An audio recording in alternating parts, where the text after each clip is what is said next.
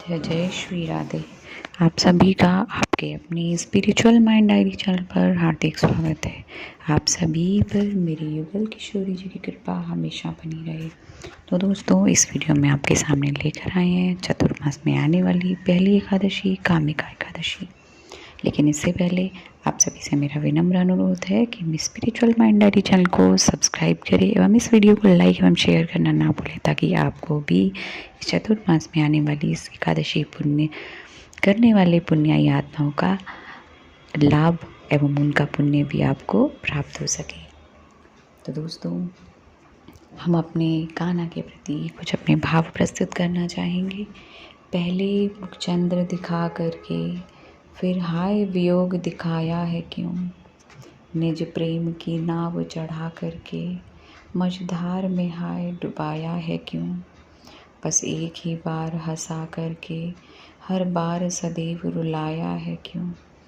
मन में जब मोह नहीं रखते मनमोहन नाम धराया है क्यों। मनमोहन नाम धराया है क्यों। इसलिए तो कान्हा को कहते हैं कि वो बड़ा ही निर्मोही है। तो दोस्तों, अब हम शुरुआत करने जा रहे हैं अपनी इस वीडियो की कामिका एकादशी। दोस्तों, ये कामिका एकादशी इस चतुर्मास में आने वाली एकादशी की पहली एकादशी है। यह एकादशी कल यानी 13 जुलाई के दिन श्रावण मास का प्रथम एकादशी व्रत अर्थात कामिका एकादशी व्रत रखा जाएगा। धार्मिक मान्यताओं के अनुसार कामिका एकादशी व्रत रखने से साधकों की सभी मनोकामनाएं पूर्ण हो जाती हैं। तो आइए जानते हैं कि शुभ मुहूर्त में करें भगवान विष्णु की उपासना, पूजा विधि, इसकी व्रत कथा एवं इसके महत्व के बारे में। हिंदू पंचांग के अनुसार श्रावण मास के कृष्ण पक्ष की एकादशी तिथि के दिन कामिका एकादशी व्रत रखा जाएगा।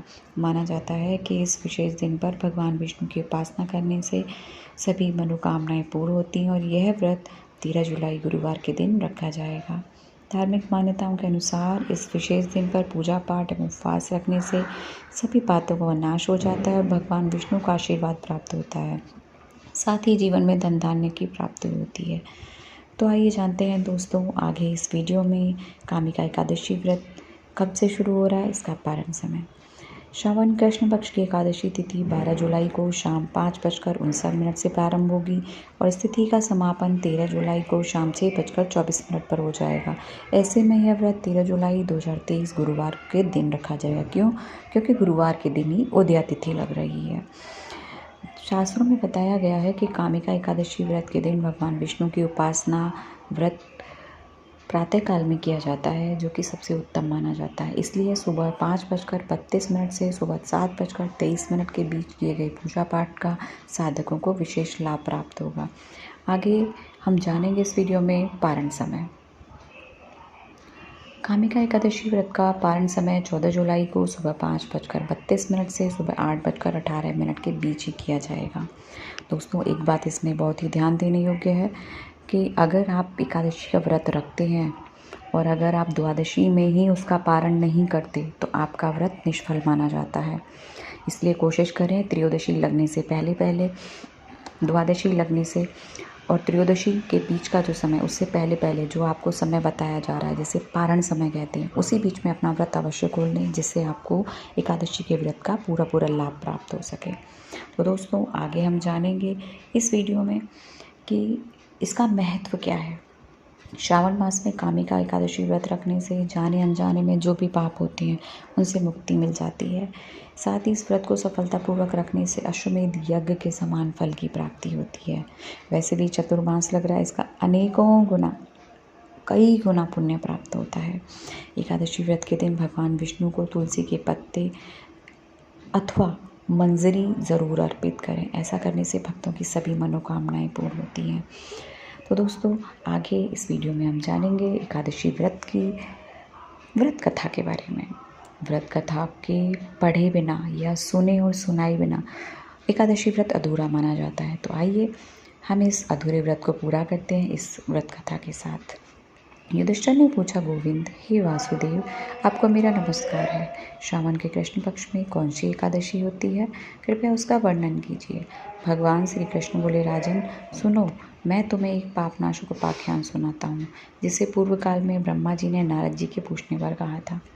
नारद जी ने प्रश्न किया, हे भगवान, मैं कमलासन में आपसे यह पूछना चाहता हूँ कि श्रावण के शुक्ल पक्ष में जो एकादशी होती है उसका क्या नाम है, उसके देवता कौन है तथा उससे कौन सा पुण्य प्राप्त होता है। प्रभु, यह सब बताइए।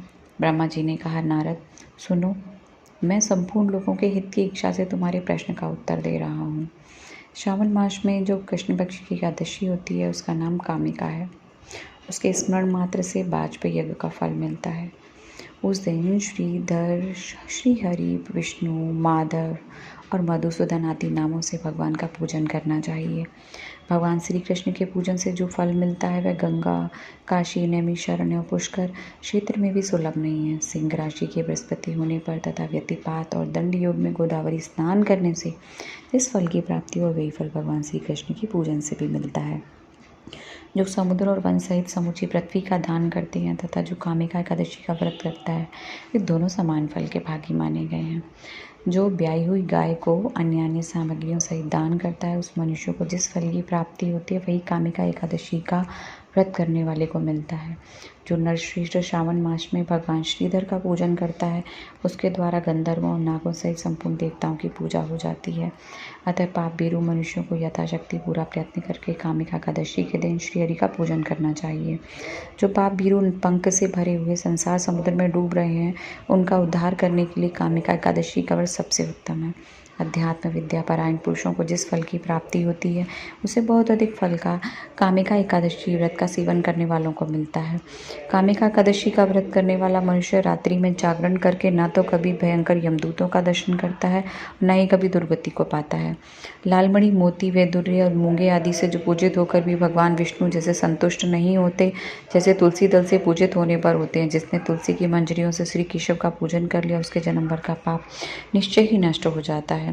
तो जो दर्शन करने पर सारे पाप समुदाय का नाश कर देती है, ऐसा करने पर, स्पर्श करने पर शरीरों को पवित्र बनाती है, प्रणाम करने पर रोगों का निवारण करती है, जल से सींचने पर यमराज को भी भय पहुंचाती है, आरोपित करने पर भगवान श्री कृष्ण के समीप ले जाती है और भगवान के श्री चरणों में चढ़ाने पर मोक्ष रूपी फल प्रदान करती है, उस तुलसी देवी को नमस्कार है। जो मनुष्य एकादशी को दिन रात दीपदान करता है, उसके पुण्य की गणना तो यमराज और चित्रगुप्त भी नहीं जानते। एकादशी के दिन भगवान श्री कृष्ण के सम्मुख जिसका दीपक जलता है, उसके पितृ स्वर्गलोक में स्थित होकर अमृत पान से तृप्त होते हैं। घी का तेल से या तिल के तेल से भगवान के सामने दीपक जलाकर मनुष्य देह त्याग के पश्चात करोड़ों दीपकों से पूजित और स्वर्गलोक में हो जाता है। भगवान श्री कृष्ण कहते हैं, युधिष्ठिर, यह तुम्हारे सामने मैंने कामिका एकादशी की महिमा का वर्णन किया है। कामिका सब पातकों को हरने वाली, अतः मानवों को इसका व्रत अवश्य करना चाहिए। यह स्वर्गलोक तथा महान पुण्य फल प्रदान करने वाली है। जो मनुष्य श्रद्धा के साथ इसका महात्म्य श्रवण करता है, वह सब पापों से मुक्त हो श्री विष्णु लोक में जाता है। तो दोस्तों, इसी के साथ मैं अपनी वाणी को विराम देती हूँ, लेकिन इससे पहले एक बात अवश्य ध्यान रखिएगा कि पूरे चतुर्मास में जो भी श्री हरि के सामने पुरुष सूक्त का पाठ करता है और घी के दीपक का दान करता है, उसके पुण्यों की गणना तो चित्रगुप्त भी नहीं कर सकते। और तुलसी माता को शाम को अवश्य दीपक जलाएं उनके सामने, और उनको दीपक जलाते समय, उनकी आरती करते समय एक ही भाव रखें कि हे माँ, हमारे घर को स्वस्थ रखना, हमारे हर परिवार को, हर सदस्य को स्वस्थ रखना, हमारे भंडार हमेशा भरपूर रखना और हमारे हृदय में अपना वास और मेरे श्री हरि के चरणों का वास रखना। इसी के साथ मैं अपनी वाणी को विराम देती हूँ। जय जय श्री राधे, जय जय श्री कृष्णा, जय जय श्री कृष्णा।